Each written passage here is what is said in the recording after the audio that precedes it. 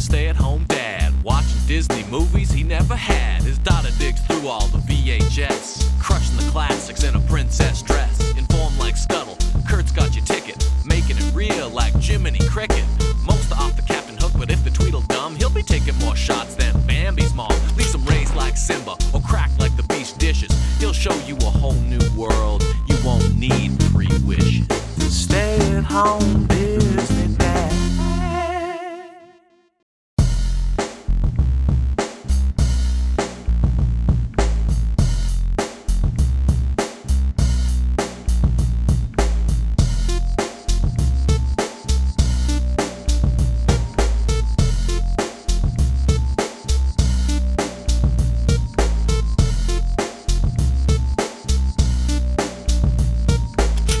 We are counting down the weeks to our next Disney World trip, so I thought we should dig through the bin and pick out some movies that feature some of the more classic or iconic characters to get us extra hyped for the upcoming trip. Here we have another one of these, and this is Ariel's Gift. We start with an ad for Winnie the Pooh, and the narrator is talking directly to Pooh, and he asks Pooh, "Remember when you ran out of honey?" He says, "When the honey is bare, you take to the air." And I feel like that's just a fantastic euphemism for something. I'm not sure what yet, but definitely something. Holy crap, this Pooh trailer is going on way too long. It's like 5 minutes. I'm going to fast forward to the actual Pooh, right? Okay, we start. Ariel's Gift. We get the off-brand Under the Sea intro, but I'll take it. I love this cartoon. I love the idea of a weekly Little Mermaid cartoon actually voiced by Jodie Benson.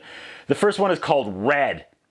We start with a mermaid dance party. We see that male mermaid double fisting some seaweed pizza. Everyone is having fun except I bet old stick in the mud Ariel. No, I'm wrong actually. She's happy. She's having a good time. The African American mermaid is back. Popular Pearl shows up and says, "The music needs to be louder, Ariel." And Flounder warns Ariel that her dad only allowed the party to happen if they kept the music down. But underwater peer pressure is worse than regular peer pressure. And wait, peer pressure? Peer pressure? There's another joke there somewhere. I just don't have the time. Anyway, the popular mermaid wants Ariel to crank the music, so Ariel cranks the music, and we pivot to King Triton. Some of his jewels are missing, and the second King Triton leaves the room, his new treasurer is some blowfish. He immediately talks to the camera, like tells us viewers that he's actually a bad guy robber and can't be trusted. That was fun. I didn't see that coming. He's just talking like Ferris Bueller. Okay, Triton comes out and he can't believe the underwater decibel level. Ariel says, "I didn't hear you come in, Daddy." Girl. She's like, "Do you want to dance?" And he goes, "Well, I didn't win first place in the Neptune Ball for nothing." He dances and immediately pulls a muscle in his back because he's old and lame and I can relate. Urchin is a boy mermaid and he's like, "Sorry, old man." Again, love the look and feel of this cartoon. They argue if Triton is an old fuddy-duddy or not. The backstabbing treasurer blowfish comes and he knows someone who has a bunch of cures and potions. And it ain't Ursula, but it's close. It's an evil floating head. And it lends the fish the youth stone. So once the youth stone is in King Triton's hands, he's supposed to play this flute and it'll start the spell and then bring the head the trident, and she will finally be free from the cave, and her hair turns into like flotsam and jetsam. So is this like the ghost of Ursula? This is great regardless. Ariel delivers the jewel to Triton, and as soon as he takes it, the blowfish plays the flute to triggers the spell, but it doesn't really work, and Triton is turned into a little red merboy named Red. No, a little merboy named Red. Sebastian's like, "You're King Triton. Something went wrong with the flute or the spell or both, but now we have turned King Triton into a little twerp as the blowfish raids the treasure room." Okay, so he calls the head the sorceress. So is it Ursula? Triton says he just wants to have fun, not unlike Cyndi Lauper. And then, also like Cyndi Lauper, he gets trapped in a fisherman's net. They use the trident to cut him free, and he was like, "That was fun." And Ariel's like, "Ah, listen to me. You can't trust humans."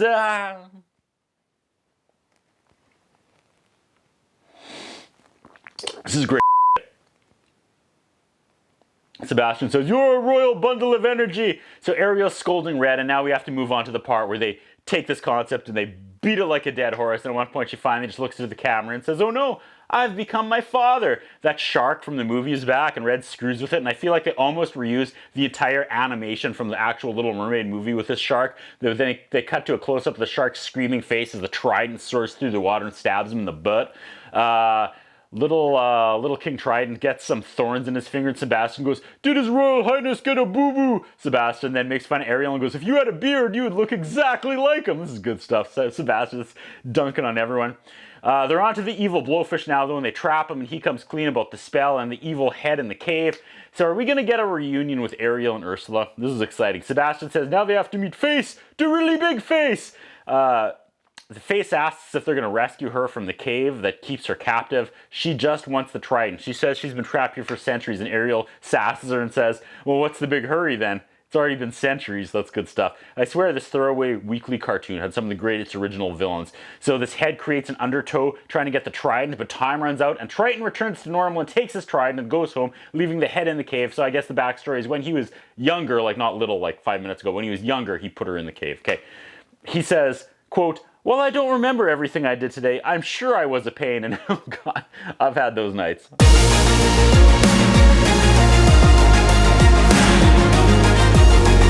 Trident True is the second cartoon. This guy is back, the Manta guy and his henchman. He's hatching a plan. Back at the kingdom, Triton is practicing with his trident, and tomorrow is Father's Day, and it's the one day he gets to relax from his duties. It must be nice. Urchin is the troublemaker boy mermaid, and he swaps out all of Ariel's sister's crap with other stuff, like their lipstick and faloofs are all slimy sea creatures now, and they all freak out when they try to use it. Also, didn't Axl Rose sing about just an urchin living under the sea? Crazy. So the sisters want someone to give him a talking to. Melody is there. I love these reoccurring characters. They're at some underwater flea market shopping for Triton now for Father's Day. They see this like sham wow guy hawking a beard trimmer. Ariel tells Urchin to get him a Father's Day gift too, because he thinks of Urchin like a son. Manta's crazy eels show up and they're like, how would you like to buy a legendary glow shell of Shark Canyon? Ariel says, oh, Daddy doesn't have one of those. Neither do I. That's what I want for Father's Day, a legendary glow shell from Shark Canyon. Hell. Ariel, Flounder, and Urchin all follow this guy's map he sold them. Ariel and Flounder get trapped by an octopus, and Urchin goes to get Triton, but Triton's chilling in the hot tub. He doesn't want to disturb him, so Urchin is tempted to just take the trident and head back to save the other two. Ariel starts rapid throwing rocks at this octopus and almost throws Flounder by accident. That was really funny. Made me laugh out loud for some reason. Urchin gets intercepted by the Manta's eel henchman on the way back, and they steal the trident. He gets out, but he doesn't have the trident. He gets to Ariel and Flounder, and he's like, I'll save you. And Ariel says snottily, you? Where's Daddy? Like, thanks, Love how they used the songs from the movie as background music here. They escape, but the trident is gone, and that's bad news. Ariel's like, don't worry. No, Ariel, you should probably worry about that. Maury is the eel. The trio now catch Maury, and are like, where's the trident? He's like, I'll never tell you, but I could sell you another map. That's good. Always a shyster. Manta has the trident now, and he's like, I'll make them bow to me, or I'll make them stand on their heads. Either or. That's awesome. They take the rare glow shell they found earlier and they roll it at Manta, and he's like, a rare glow shell, and monetarily forgets about the trident, and Urchin snags it. Like, this is all good stuff, honestly. They're packing a lot into this 23 minutes or whatever. Manta catches it and tries to squeeze Flounder to death, but Urchin shoots the trident at Manta, and it's a direct hit, and he goes screaming out of the cave. Flounder is also hurt, but King Triton, with his trident, goes all evanescence and brings him back to life. The next day, they all line up and give Triton Father's Day gifts, and Triton says, well, I'm definitely not your father, Urchin. I do think of you as a son. Thanks, I guess. Roll credits. I loved all this. This is making me excited for the trip. There's 5 of these VHS tapes. I wonder if we've done them all yet. I should go back and count, but I probably won't. That's what I think about. What do you think? What we have is a concern about Curtis Anderson. His interviewing style is not the best.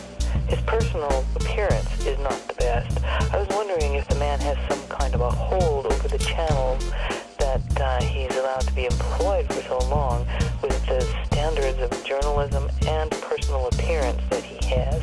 Thank you. Okay, Macy.